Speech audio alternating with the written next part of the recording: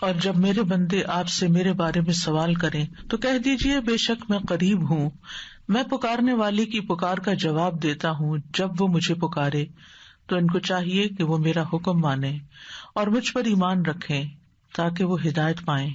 فاستغفروه ثم توبوا إليه إن ربي قريب مجيب. سو اس سے بخشش مانگو پھر اس کی طرف پلٹ آؤ، یقیناً میرا رب قریب ہے، قبول کرنے والا ہے. اللہم لک الحمد لا الہ الا انت وحدک لا شریک لک المنان بدیع السماوات والارض ذی الجلال والاکرام. اے اللہ، ساری تعریف تیرے لیے ہے، تیرے سوا کوئی الہ نہیں، تو اکیلا ہے، تیرا کوئی شریک نہیں، تو بہت نوازنے والا ہے، تو آسمانوں اور زمین کا پیدا کرنے والا ہے، اے جلال اور اکرام والے رب.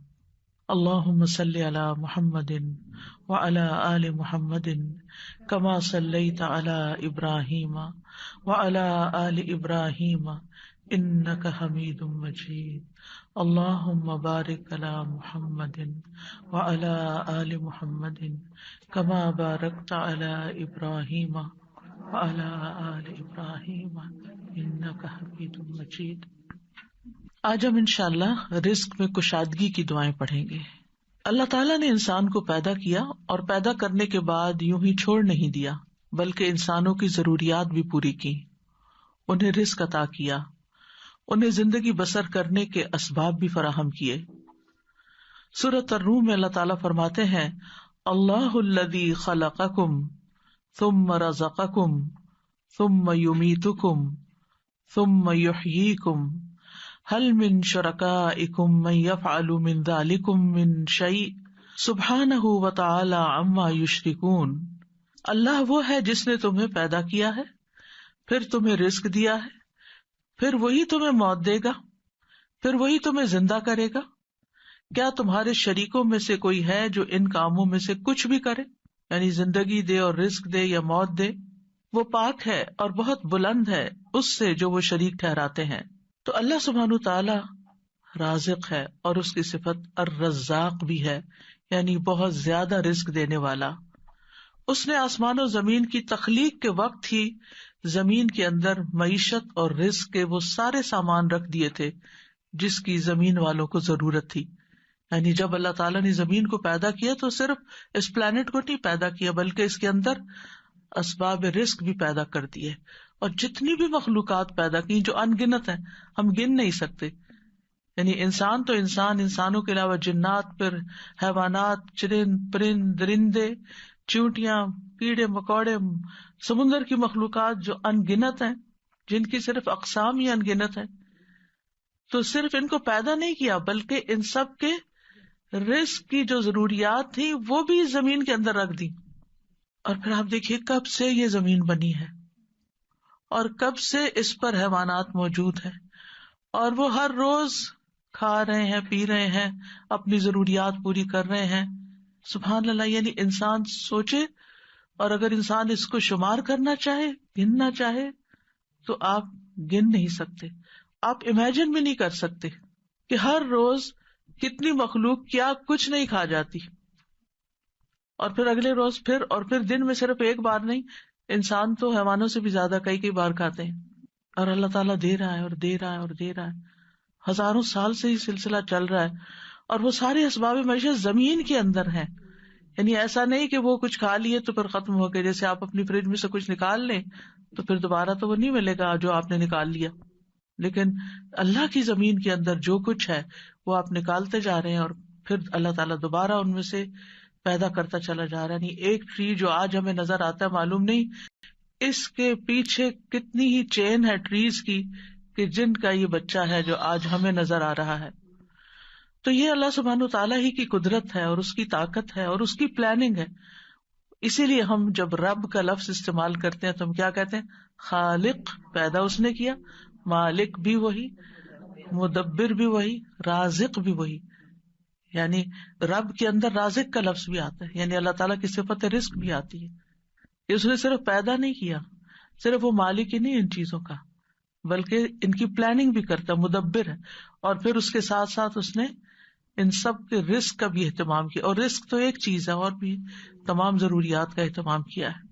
سورۃ ہود میں آتا ہے وَمَا مِن دَابَّةٍ فِي الْأَرْضِ إِلَّا عَلَى اللَّهِ رِزْقُهَا، زمین میں چلنے والا کوئی جاندار ایسا نہیں مگر اس کا رزق اللہ ہی کے ذمے ہے. وہ پرندوں کو ان کے گھونسلوں میں، درندوں کو ان کی گھات میں، مچھلیوں کو سمندر کی تہہ میں، چیونٹیوں کو ان کے بلوں میں رزق فراہم کر رہا ہے. اور رزق کا مالک بھی صرف وہی ہے. سب کچھ اس کے ہاتھ میں ہے، سب کچھ اس کے اختیار میں ہے.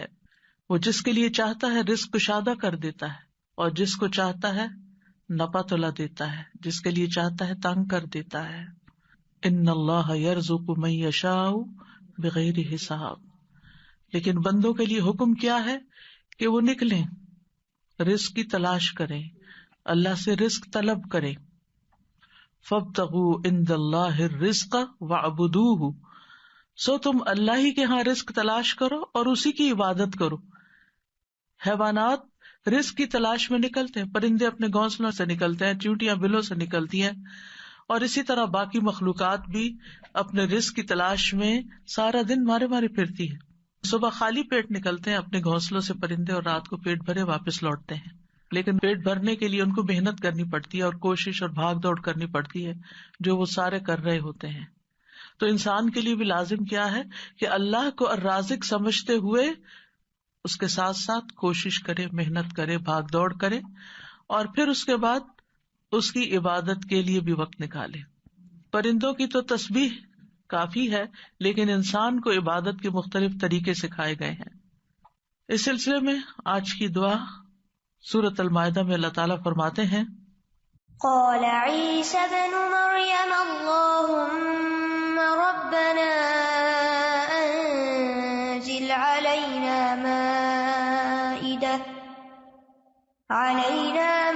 مائدة من السماء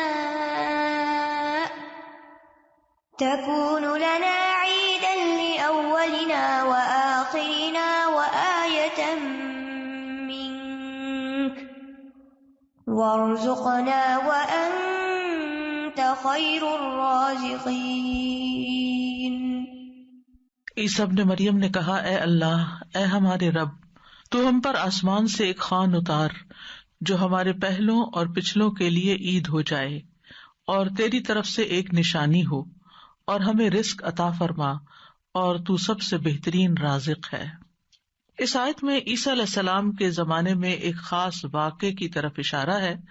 عیسیٰ علیہ السلام نے جب لوگوں کو اللہ تعالیٰ کی طرف بلایا تو حواریوں نے اس پر لبیک کہا، آپ پر ایمان لائے، اور ایمان میں مزید اطمینان کے لیے عیسیٰ علیہ السلام سے کہا کہ کیا آپ کا رب یہ کر سکتا ہے، اس میں یہ قدرت ہے کہ ہم پر آسمان سے تیار شدہ کھانا اتارے.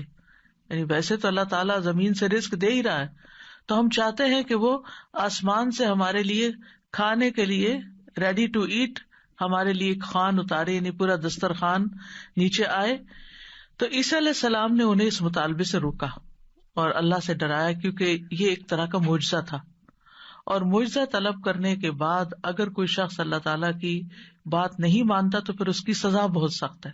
لیکن حواریوں نے اپنے مطالبے کی 3 وجوہات بتائیں کہ ہم کیوں چاہتے ہیں کہ ہمارے ساتھ ایسا ہو. ایک یہ کہ ہم فکر معاش سے آزاد ہو کر، یکسو ہو کر اللہ کی عبادت کریں. دوسرے یہ کہ ہمیں یقین حاصل ہو جائے کہ آپ جو کچھ ہمیں کہہ رہے ہیں کہ یہ اللہ کی طرف سے ہے، وہ بالکل سچ ہے، حقیقت ہے، اور اللہ واقعی ہر چیز پر قدرت رکھتا ہے. اور تیسرے یہ کہ جب وہ دسترخوان نازل ہو تو پھر ہم سب خوش ہو جائیں. ظاہر ہے کہ اللہ کی طرف سے جو کھانا آئے گا تو اس کا تو پھر کیا ہی لطف ہوگا اور کیا ہی اس کا حساب ہوگا. تو ہم اس دن کو پھر خوشی کا دن بنا لیں، ہماری عید کا دن بن جائے، اور پھر ہم آئندہ بھی اس دن کو یاد رکھتے ہوئے ہر سال عید منایا کریں.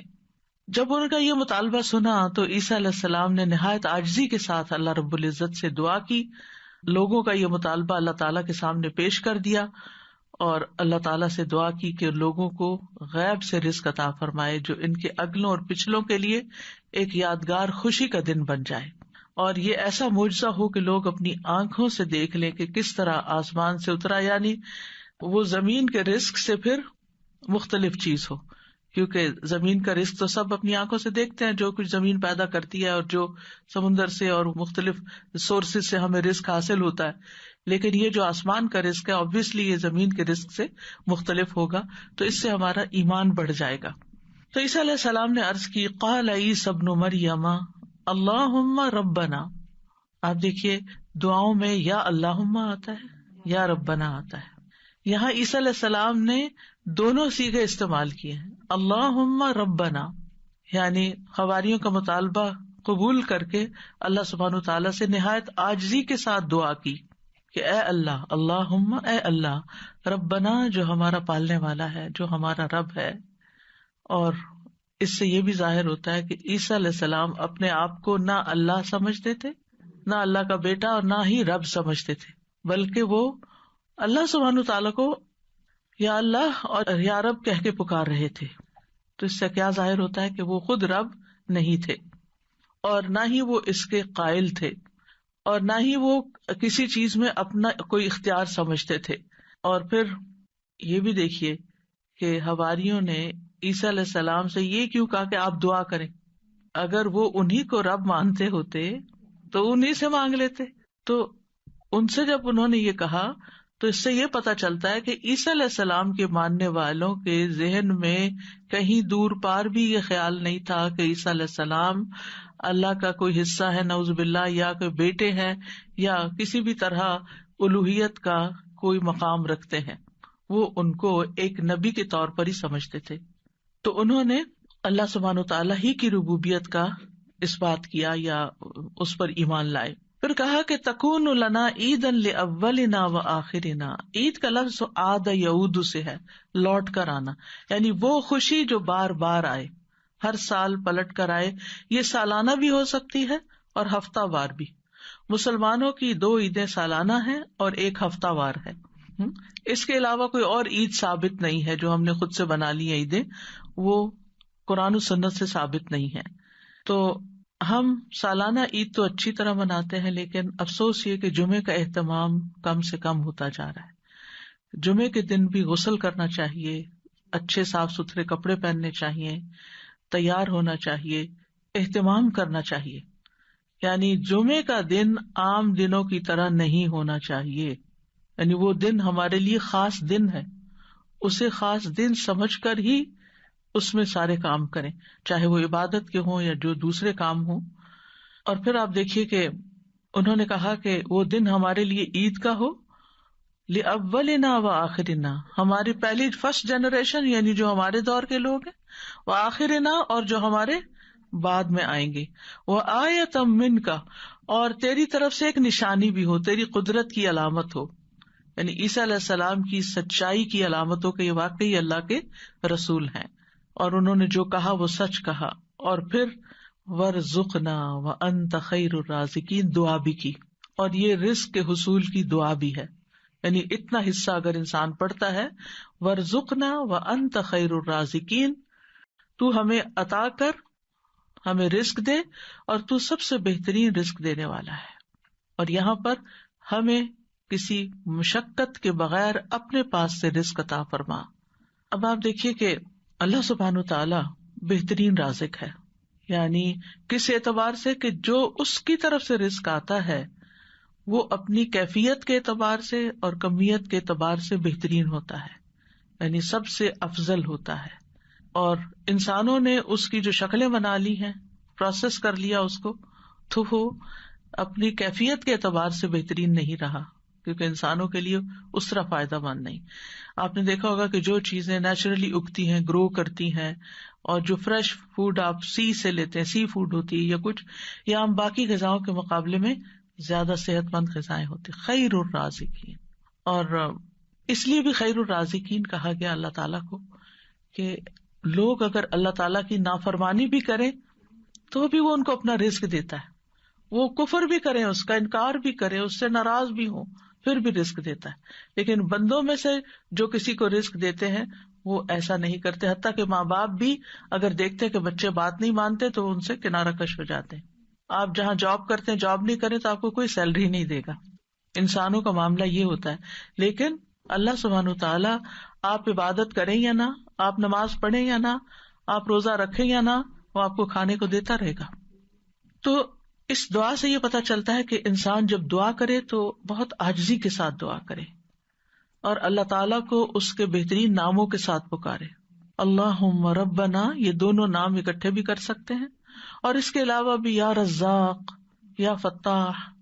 اور پھر یہ کہ انتہائی عاجزی اور انکساری رویے میں بھی ہونی چاہیے کہ اللہ ہم محتاج ہیں، تو دینے والا ہے. اور پھر اللہ تعالیٰ سے بہترین رزق مانگنا چاہیے، یعنی تو بہترین رزق دینے والا. اللہ تعالیٰ کی صفت کو بیان کیا جا رہا ہے، یعنی ہمیں بھی ایک طرح سے انڈائریکٹلی کیا کہا جا رہا ہے کہ ہمیں بھی بہترین رزق عطا فرما. رزق کیا چیز ہے، یعنی رزق کا اطلاق کس کس چیز پر ہوتا ہے؟ ابن منظور لسان العرب میں کہتے ہیں رزق سے مراد ہر وہ چیز ہے جس کے ساتھ ہر زندہ مخلوق کی زندگی قائم ہوتی ہے، یعنی جس پر زندگی کا انحصار ہوتا ہے، خواہ وہ چیز مانوی ہو یا مادی ہو.